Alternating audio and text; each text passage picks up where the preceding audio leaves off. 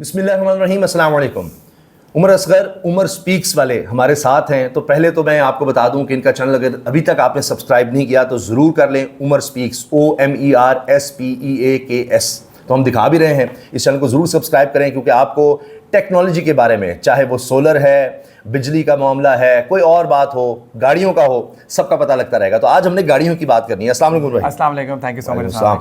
ये जो खबर आई उमर भाई, पंजाब हुकूमत का 20 साल से ज़्यादा पुरानी गाड़ियों को ख़त्म करने का मंसूबा।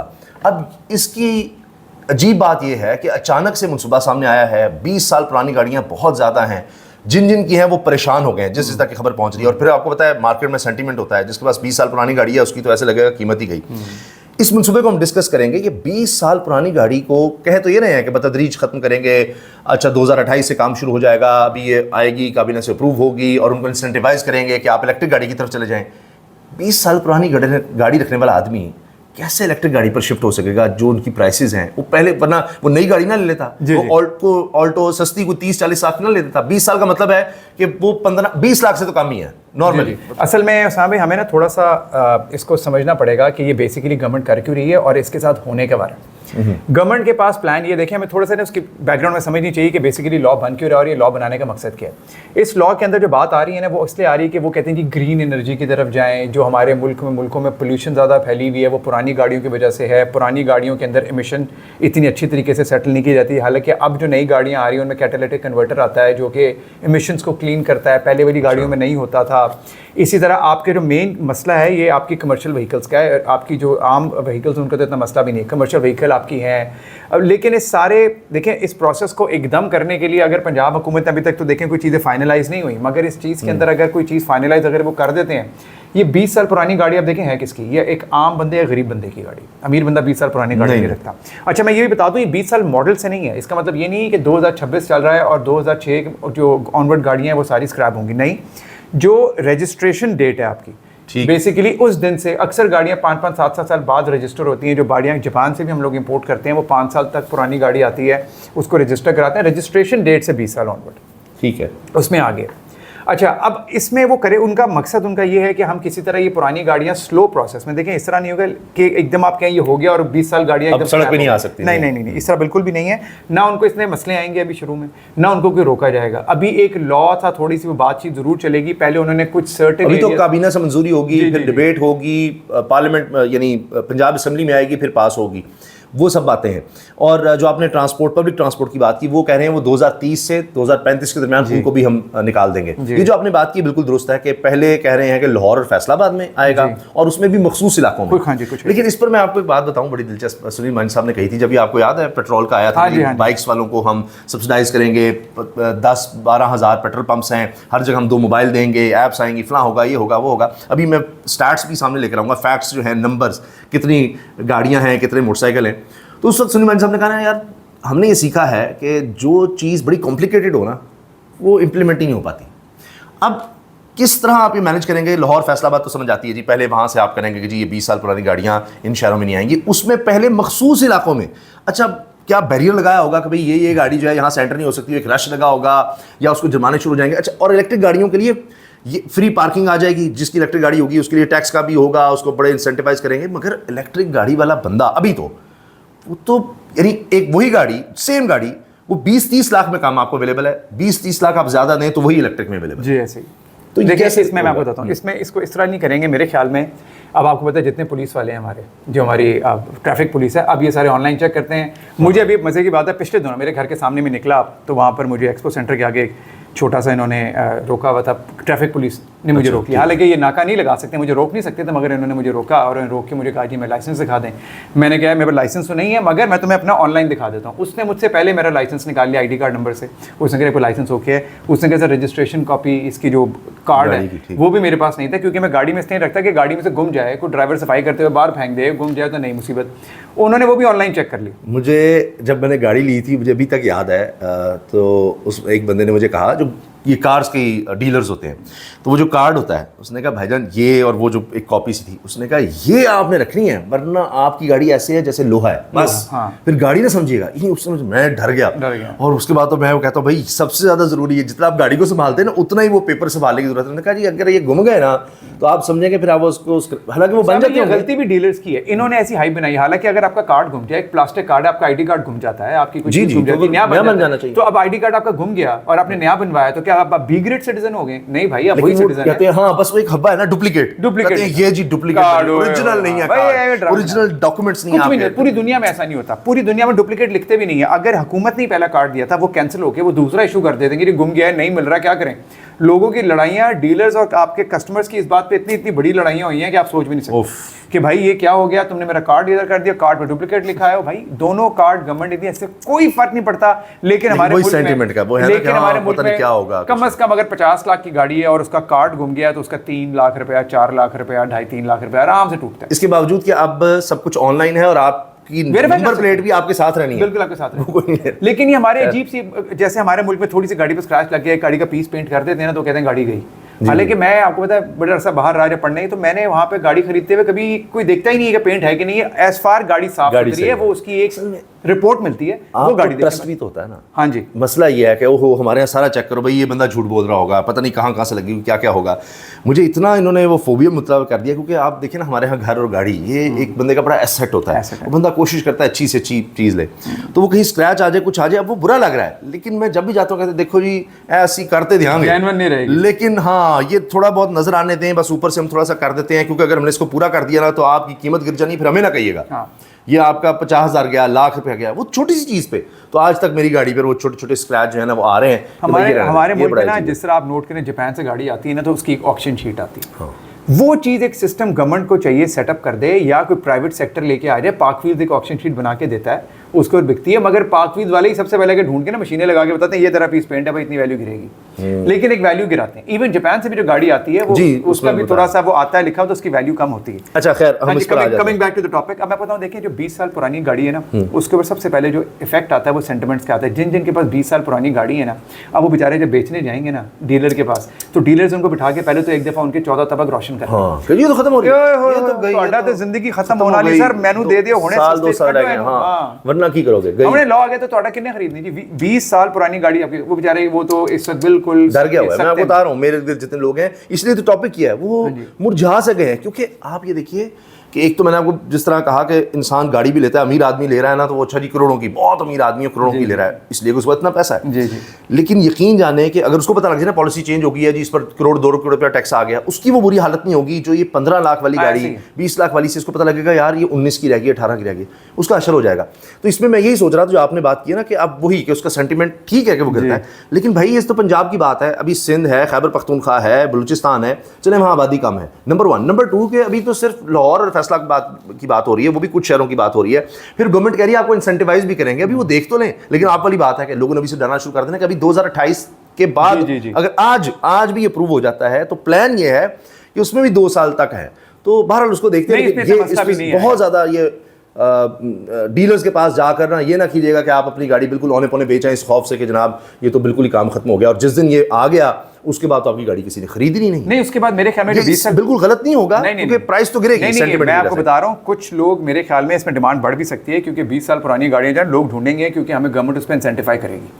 अगर जिसका 20 साल पुरानी गाड़ी है अब वो अफोर्ड नहीं कर सकता, फॉर एग्जाम्पल कि नई गाड़ी लें, उसकी गाड़ी 20 लाख की है, नई गाड़ी गवर्नमेंट उसको कहती है 50 वाली हमसे 45 में ले लो, तुम इतना टैक्स छोड़ देंगे, या 42 की ले लो, जितने की भी ले लो, वो 22 लाख। ये बात है कि वो फर्ज कीजिए 100 रुपये टैक्स है तो सिर्फ आपसे 5 रुपये लिया जाएगा, वो इस वजह से कि आप रजिस्टर हो सके। 95% आपको बिल्कुल नहीं होगा जब शुरू में होगा। तो इसमें वो लोग जो अपॉर्चुनिटी नहीं ले पाएंगे, जो कहेंगे हम 20 लाख की बेच के 25-26 लाख की गाड़ी को ले लेंगे, 5-7 साल बाद के मॉडल या छोटी गाड़ी को ले लेंगे हमें, ताकि हमें बाद में तंगी ना हो 20 साल वाली। लेकिन जो लोग थोड़े अफोर्ड कर सकते होंगे, जो 40-50 लाख की गाड़ी लेना चाहते होंगे, वो 20 साल पुरानी गाड़ियां लेके ढूंढ के इंसेंटिव लेंगे गवर्नमेंट से। ये भी हो सकता है कि गवर्नमेंट इंसेंटिवाइज जो कर रही है, आप वाली बात कि आप दे दें और वो अपफ्रंट आप उतने पैसे ही जी आप आप इस तरह से स्क्रैप करने पे, वो कह रहे हैं आप स्क्रैप कर रहे हैं, यानी गाड़ी खत्म। हाँ जी। उसके बदले में गवर्नमेंट आपको फर्ज कीजिए पैसे देती है कि अच्छा ये रेफरी इतने की बनती है, ये आपके पैसे आ गए हैं, बाकी आप किस्तों में दे दीजिएगा, गाड़ी आप ले। जी बिल्कुल ऐसे ही होगा। देखिए वो मैकेनिज्म बनेगा, अभी घबराने की जरूरत नहीं है, लेकिन लोगों को तो एक खौफ से पैदा हो रहा था, क्योंकि एक न्यूज़ आ गई 20 साल पुरानी गाड़ी, अब बेचारा जो एक मिडिल क्लास बंदा है जिसके पास 15, 16, 17 साल पुरानी गाड़ी, वो कहता है व्हाट, मेरी गाड़ी की लाइफ ही 2-3 साल रह गई, होने क्या वाला है मेरे साथ। तो इसमें घबराने की जरूरत नहीं हो, क्या पता आपके लिए कोई बेहतर ऑप्शन आ रही हो। अभी जब तक चीजें सामने ना आए, पैनिक ना किया करें। हम लोग जब पैनिक पहले कर देते हैं ना, इसका दूसरे लोग जो लालची होता है ना, वो पहले आगे फायदा उठाना शुरू कर देता है, क्योंकि वो अपनी रिसर्च करके बैठा होता है और हम लोग पैनिक कर रहे होते हैं। कानून बन जाने दें, कितना वो बहुत भी ज्यादा नहीं। देखिए कानून बनने में मेरे ख्याल में भी 2-3 साल लग जाएंगे, बनने के बाद भी उसके बाद वो कह देंगे कि इस साल से हम इम्प्लीमेंट करेंगे। अभी जो प्रपोजल है, अगर वो काबीना से मंजूर होकर कानून बन जाता है, उसमें ज़ाहिर है बहस होगी, जिस तरह बहुत से कवानीन ऐसे होते हैं, बहस होती है, कहते नहीं अच्छा बैकलैश आ रहा है लोगों की तरफ से, और इस तरह से पहले भी हमने कई कवानीन में देखा है कि बैकलैश आया और उन्होंने कहा हाँ ये तो ऐसा नहीं है, इसको वापस ले लेते हैं, ऐसा हो जाता है।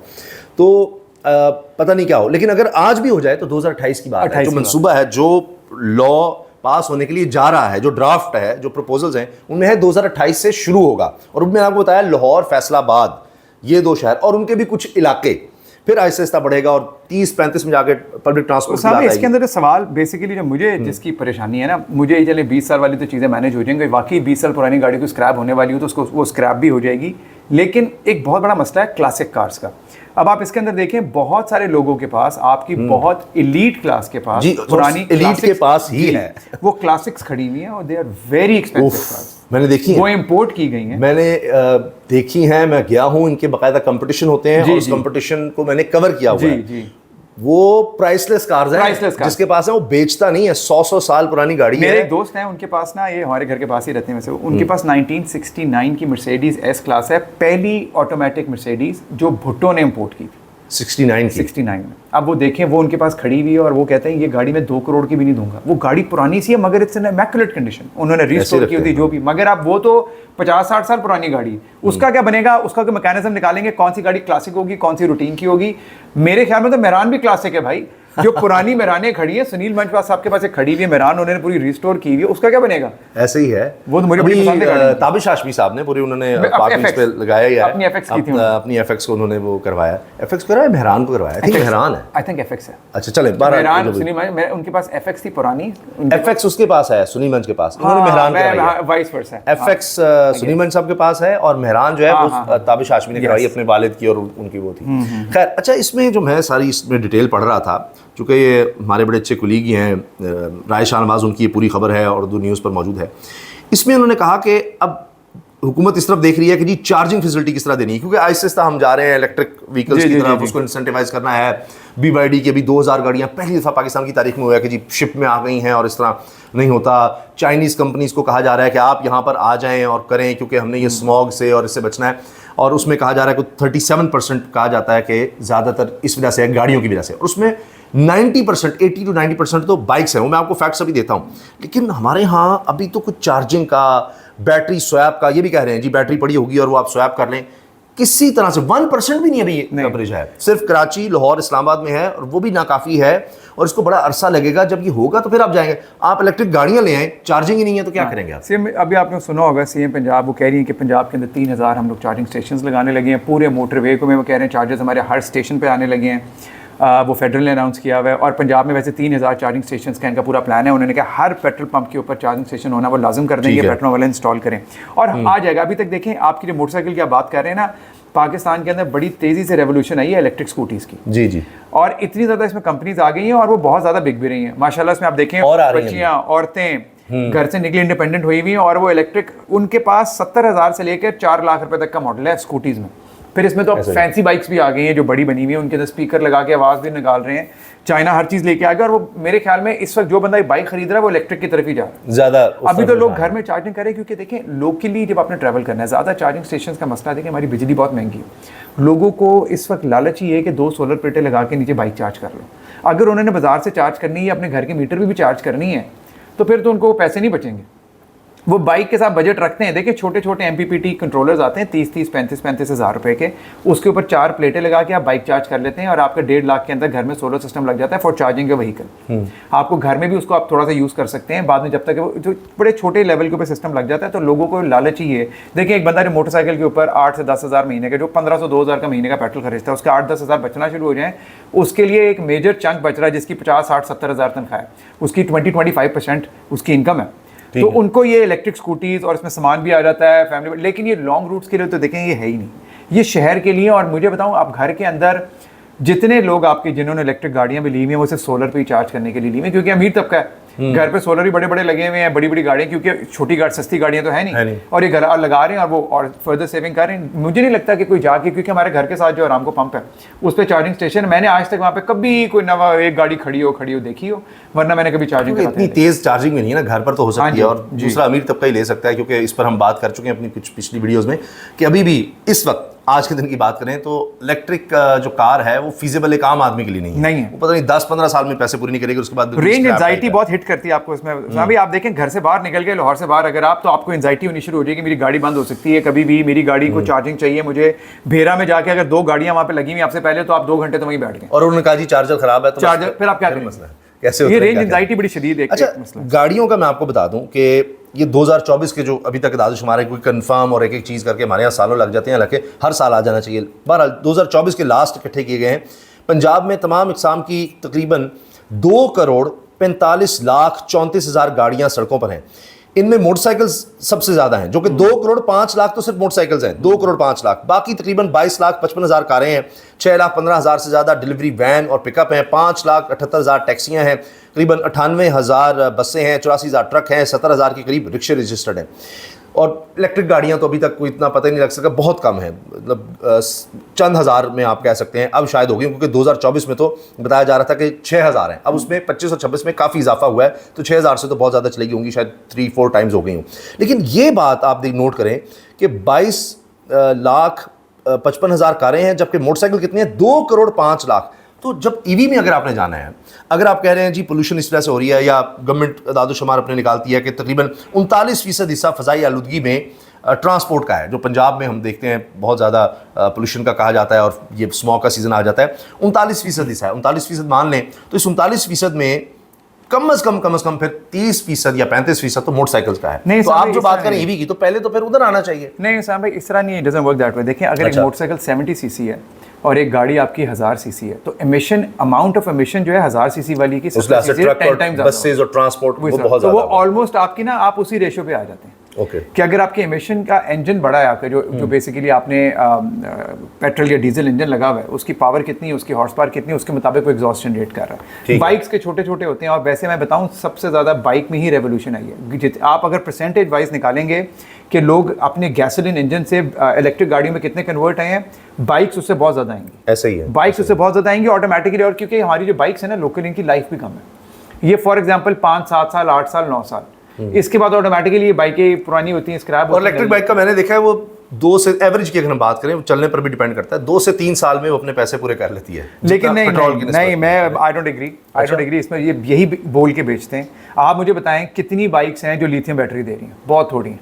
लिथियम कब दे रही है? लिथियम प्राइस ज़्यादा है, जिसकी दे रही है, लेकिन उसकी प्राइस अब वो सस्ती करने के चक्करों में लेड एसिड बैटरी डाली हुई उसके अंदर, जिसको सील्ड बैटरी कह देते हैं। वो बैटरी आपकी 1.5, 2, 2.5 साल निकाल, अगर आप उसको रेगुलरली यूज कर रहे हैं, 1.5, 2 साल निकाल रही है, फिर आपको नहीं पड़ेगी, बैटरी नहीं पड़ेगी। बाइक की कॉस्ट 50 to 60% इज बैटरी। अगर लिथियम आयन लेंगे तो 70% इज द कॉस्ट। लेकिन वो ये क्लेम करते हैं कि 2 से 3 साल में जो बैटरी चेंज करके भी हम आपको बैटरी देंगे, वो आप डाल लें, तो फिर भी 2 से 3 साल में पेट्रोल की निस्बत आपको ये ज़्यादा डिपेंड करता है। लेकिन अब जिस तरह डिलीवरी बॉयज़ हैं, उनको नहीं, वो उनके पास तो चार्जिंग का टाइम नहीं होगा, हो ही नहीं सकता। देखिए सुबह से लेकर शाम तक चल रहे हैं वो आपके, वो कोई आपके जो कोरियर सर्विस वाले हैं, वो जो भी हैं, वो सारे फिरने, ये पॉसिबल नहीं है उनके लिए। हाँ, वो तब हो जाएगा जब जगह जगह बैटरी स्वैपिंग पॉइंट्स बन जाएंगे।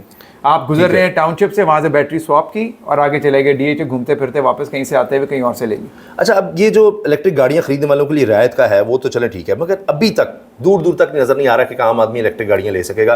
क्योंकि अभी जो मैंने देखी है ना, वो तो प्लीज़ मत लीजिएगा। जो आपको कोई कह रहा है 30 लाख की इलेक्ट्रिक गाड़ी है, तो प्लीज़ वो एक रिक्शा अगर आप सोच कर जा सकते हैं तो ठीक है, अदरवाइज़ मैं तो बिल्कुल रिकमेंड नहीं करूँगा। जितना मैंने लोगों से पूछा देखा, मेरा कोई अपना ज़ाती एक्सपीरियंस नहीं है कि मैंने खरीदी हो या किसी ने खरीदी उसे पूछूँ, लेकिन वो देख गई और एक्सपर्ट से पूछ के ही मुझे तो अंदाजा हुआ है, उन्होंने कहा ना ना ना, ये रिक्शा आप कह सकते हैं इसको, don't call it a car, नहीं, और पता नहीं उसका क्या हो। तो लिहाजा अभी तो इलेक्ट्रिक कार को आप कह रहे हैं कि जी इंसेंटिवाइज किया जाएगा, वो इंसेंटिवाइज करके भी जिसको प्रॉपर कार कहें वो तो बहुत एक्सपेंसिव है, बहुत महंगी। और यही अच्छा आम आदमी तक आने में यही बाइक्स वाली जो बात है वो आए, और ये जो कह रहे हैं बैटरी स्वैप, वो भी बाइक्स में ही हो सकता है, अभी शुरू में उसमें होगा, नहीं, गाड़ियों में उसको बहुत ज्यादा करेंगे। ये गाड़ियों में आगे कर देंगे। बेसिकली इनके बोनट में इंजन तो होता नहीं, बैटरी अगर इनकी लगी हो, गाड़ियों की बैटरी इनफैक्ट बड़ी होगी, गाड़ियों में से सही कह रहे हैं, मुश्किल हो जाएगा ना, वो बहुत हैवी हो जाएगी। 50 किलोवाट की बैटरी इस गाने भी देखिए, हम सोलर में नहीं कहते, देखिए सोलर भी अब अमीरों के लिए रह गया। मैं हमेशा कहता हूँ कि अगर आपने ऑफ ग्रिड जाना है, आपने सोलर बैटरी लगानी है या उसके साथ लिथियम बैटरी लगा के, सस्ता काम नहीं रहेगा। और आपने भी टर्म यूज किया आम आदमी। अब आम आदमी ना एक बड़ी डाइवर्सिफाइड टर्म है, हमें क्या पता आम आदमी आप किसको समझ रहे हैं, जिसके पास 10 लाख है, या क्योंकि आजकल मेरे ख्याल में 40-50 लाख वाला बेचारा भी आम आदमी है। पैसे की वैल्यू कहाँ रह गई है, वो बेचारा 40-50 लाख में देखे ना 30-35 लाख रुपए की आपकी छोटी सी सुजुकी ऑल्टो आती है, तो वो आम आदमी हुआ है। तो आम आदमी तो या तो फिर आप कहते हैं आम आदमी 10 लाख में तो कोई गाड़ी नहीं आती, वो 20 साल पुरानी गाड़ी आएगी, वो फिर कहते हैं वैसी स्क्रैप होने वाली है। वो बड़े परेशान रहते हैं, मजबूरन उन्होंने ली होती है, उसकी मेंटेनेंस भी बहुत मुश्किल होती है। 20 साल तक गाड़ी मुझे इलेक्ट्रिक गाड़ियों में सेविंग नजर नहीं आती, मैं आपको बता रहा हूँ। अब यही तो बात है कि अब मैं आपको बताऊं 2026 के आगाज में पूरे पाकिस्तान में करीबन 30 अवामी चार्जिंग पॉइंट्स थे और 10 से कम ऐसे थे जो फाल बैटरी स्वैपिंग स्टेशन मौजूद है। तो वो तो इंफ्रास्ट्रक्चर ही नहीं है, आप वाली बात है, वो तो घर में चार्जिंग करके चलो इस्तेमाल कर लिया, अच्छा उसके पास ऑल्टरनेट गाड़ी भी होगी कि जब मैंने शहर से बाहर जाना है, नौकरी में जाना है, अच्छा जी मैं वो दूसरी गाड़ी ले जाऊंगा। अगर उसके पास PHEV है, हाइब्रिड है, तो वो फिर एक अलग किस्सा है, वो तो हाइब्रिड, तो उसका तो फिर वही बात है कि गवर्नमेंट अभी तक वाटर पॉलिसी की समझ नहीं आ रही कि किधर जाना है। उन पर टैक्सेस ज़्यादा लगने हैं। इलेक्ट्रिक का तो अच्छा जी इलेक्ट्रिक हम सस्ती कर देंगे, सस्ती कहाँ करेंगे, वैसी महंगी है, उस पर अगर आप कम भी कर देते हैं टैक्स वो फिर भी काफ़ी महंगी है। चलें वो अमीर आदमी तो ले लेगा, उसका तो इशू ही नहीं है ना, वो तो आप जो मर्जी करते रहे, उसका मसला नहीं है। मसला ये है कि अगर आप हाइब्रिड गाड़ी लेते हैं तो अभी तक ऑटो पॉलिसी अनाउंस होने में नहीं आ रही कि क्या करना है हाइब्रिड गाड़ियों का, क्योंकि हाइब्रिड का भी ये है कि उसने कहीं ना कहीं जाकर पेट्रोल यूज़ करना ही है।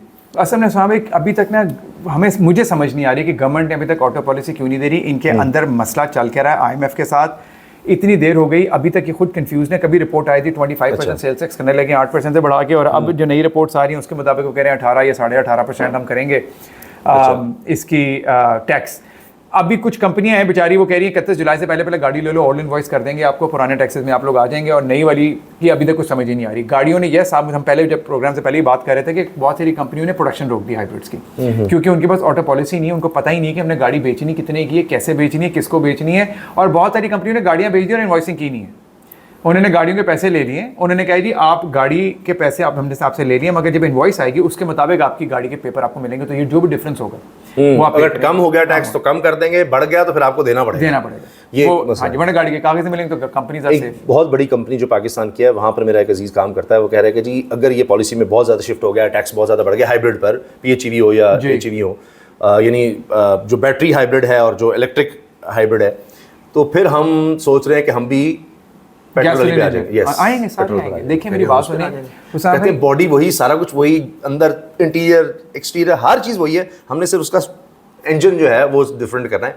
बाकी तो सारा हम पूरी दुनिया आएगी। मैं आपको बताया था इस टैक्सेस की वजह से पूरी दुनिया, फिर तो ये जो आप एक्चुअली करना चाह रहे हैं ग्रीन एनर्जी का, वो तो फिर कॉन्सेप्ट किल हो जाएगा। आप ऐसे तक कैसे बढ़े, क्योंकि हैवी तरफ तो भी बहुत टाइम लगेगा जाने में, क्योंकि बस और ट्रक के लिए इतनी पावर लेना, वो डीजल ही अभी तक आ रहा है इंजन, अभी इतनी जल्दी रेवोल्यूशन नहीं आता नजर आ रहा कि वहाँ पर इतना हैवी हो। वेस्ट में भी काम हो रहा है, वहाँ भी अभी तक ज्यादा वो डीजल इंजन ही यूज हो रहे हैं, तो वहाँ तो अभी तक हम जाते नहीं सकता साहब। देखिए 30, मैं हमेशा कहता होता हूँ कि ये आपने इलेक्ट्रिक गाड़ी ले ली, सेविंग देखिए, अगर तो आप ले रहे हैं इलेक्ट्रिक गाड़ी की, मुझे आवाज़ नहीं चाहिए गाड़ी की, फिर तो मुझे समझ आती है। अगर आप सेविंग के लिए ले रहे हैं, मैं आपको ऑन पेपर ये एक्सप्लेन करके बता सकता हूँ, प्रूव कर सकता हूँ कि सेविंग है ही नहीं, और अगर 7 है तो 2-4% की शायद हो, लेकिन आपको एक रेंज एंजाइटी चीजें लेके चल, वो पूरा होने में 10 साल लग रहे हैं ना सर। देखिए मसला तो ये है कि अगर फायदा भी है तो वो जितना आपने 30 लाख 20 लाख ज्यादा दिया है पेट्रोल की निस्बत, वो पूरा होने में कुछ 10 साल लग रहे हैं, और 7 साल बाद तो आपकी बैटरी खत्म हो जाएगी। 7 साल और वो 30-35 लाख की बैटरी, और 7 साल पता नहीं बैटरी की कॉस्ट क्या होगी। आप तो अभी बचाना शुरू है ना पेट्रोल की, मैं क्योंकि आपको एक मेंटल सेटिस्फैक्शन है कि मैं घर में मेरे सोलर लगा हुआ है और मैंने इसको चार्ज कर लिया, चार्ज हो गई, आपने चला ली, मगर आपकी बैटरी का एक लाइफ साइकिल कम हो गया। लिथियम बैटरी के लाइफ साइकिल्स होते हैं, अब उसका एक लाइफ साइकिल कम हो गया। आप उस बैटरी को किस तरह यूज़ कर रहे हैं उससे भी उसके लाइफ साइकिल इफेक्ट होंगे। आप उसको थोड़ा चार्ज करके जल्दी से चला देते हैं, पूरा उसको चार्ज करते हैं, उसकी मेंटेनेंस कैसी करते हैं, बैटरी की पूरी एक साइंस है इस तरह नहीं कि 15 मिनट लगाए निकल गए, 15 मिनट लगाए निकल गए, उसको एक प्रॉपर चार्ज चाहिए होता है। स्लो, एक बंदा फास्ट चार्जर यूज़ कर रहा है, बैटरी की लाइफ फ़र्क है, और एक बंदा नॉर्मल चार्जिंग पे उसको चार्ज कर रहा है, उससे उसकी बैटरी की लाइफ बेहतर हो जाती है।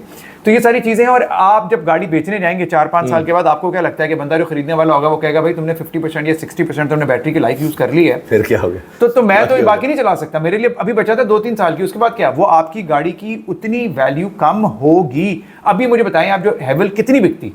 बहुत हेवल सक्सेस स्टोरी है। जो हेवल PHEV 86 जो है, जो लोगों ने 1 करोड़ 30 लाख की ली थी 2023-24 की गाड़ी, जो पुरानी शेप में, नई शेप की बात नहीं कर रहे, जिसके पीछे लंबी लाइट थी, वो आज खड़ी है मार्केट में, उसको कोई हाथ नहीं डालता। मेरे एक बड़े अच्छे अजीज हैं जो गाड़ियों में काम करते हैं, तो उन्होंने मुझे कहा उमर जिंदगी में ये गाड़ी नई लाइट वाली ले लो, पुरानी वाली कोई नहीं लेता भाई। सिर्फ 3 साल में 90-95 लाख की गाड़ी वो बिकती है, 130 वाली वो आपके पैसे तोड़ चुकी है।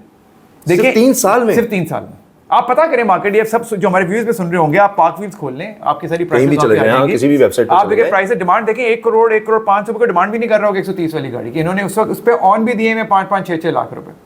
अब ये रीसेल या तो चाइनीज फैक्टर है या बैटरी फैक्टर है। अब ये फैक्टर क्या है? मार्केट ही ज्यादा फैक्टर है। अच्छा, पॉलिसी में जो हुकूमत सोच रही है वो मैं आपको बताता हूँ। नई पॉलिसी के तहत पंजाब हुकूमत फौरी बुनियादों पर मोटरवेज और कौमी शाहराहों के अहम दाखिली खारजी मकामात पर 40 सरकारी फास्ट चार्जिंग स्टेशन कायम करेगी।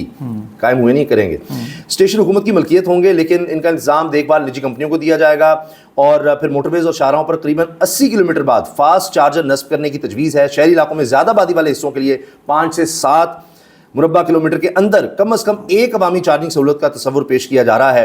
इसी तरह से बैटरी स्वैपिंग स्टेशन पर 5 से 10 मुरब्बा किलोमीटर, जबकि दही और नीम शहरी इलाकों में आम चार्जिंग सहूलत 10 से 15 किलोमीटर के फासले पर होंगी। अगर ये हो जाता है, अगर वाकई ये हो जाता है, तो फिर तो बड़ी बात है। फिर हम कह सकेंगे वर्किंग ऑन इट, उन्होंने करना है, ये उनको करना पड़ेगा, क्योंकि जितनी तेजी से कंपनीज आ रही हैं, और ये मैं बता रहा हूँ, आप देखिएगा प्राइवेट सेक्टर भी इसमें आएगा पैसे कमाने।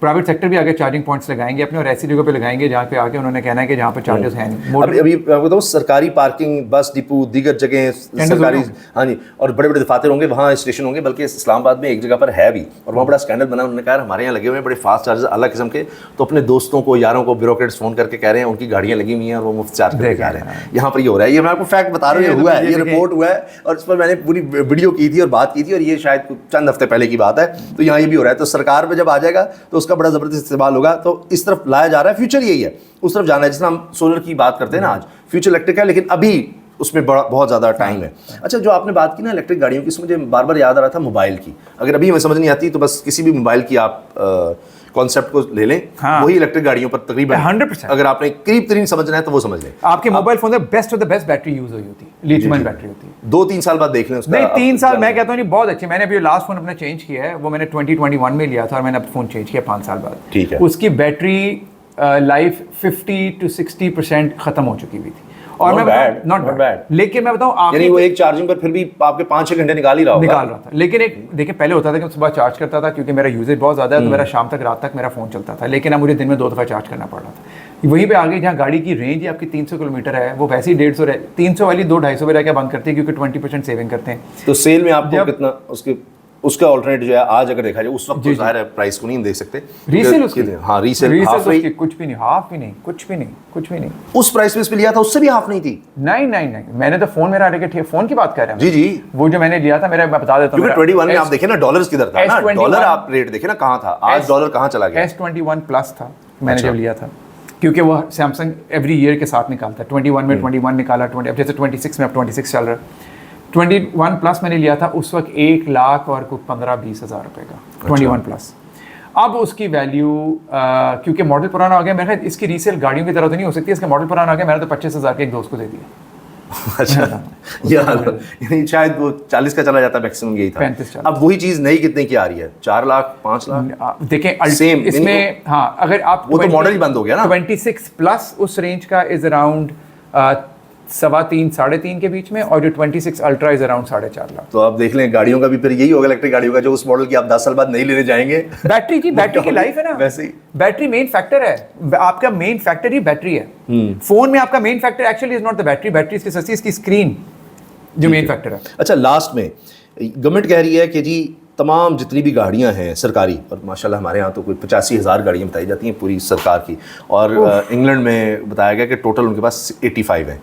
गवर्नमेंट कार्स जो है ना, वो कहते हैं अपनी यूज़ करो, पब्लिक तो ये ट्रांसपोर्ट 50,000 यूज़ किधर हो रही है? आपकी कैबिनेट की बात कर रहे हैं? नहीं नहीं नहीं, not only cabinet, overall police भी है, उसमें सारे डिपार्टमेंट्स हैं हमारे जितने भी हैं सरकारी डिपार्टमेंट्स। लेकिन आप सोचिए कहाँ 85 वो दे देते होंगे, इंसेंटिवाइज करते होंगे, आप अपनी गाड़ी ले लें, हम आपको सैलरी में से दे देंगे, करेंगे मेंटेन। लेकिन ये 85,000 गाड़ियाँ सरकार ने मेंटेन करनी होती हैं। आप मतलब हमारे प्राइम मिनिस्टर प्रेसिडेंट इनके पास 20-20 25-25 उनके पास होंगे ना, तो यहाँ से नीचे आते जाएं चीफ सेक्रेटरीज, कमिश्नर्स, उनके पास भी नीचे हर तहसील लेवल पर तहसीलदार फलाना 2-2 3-3 गाड़ियाँ तो हैं। और जिंदगी तो जाते चले जाएं, आप बाबडा को ले लें, उनके पास नहीं होंगी।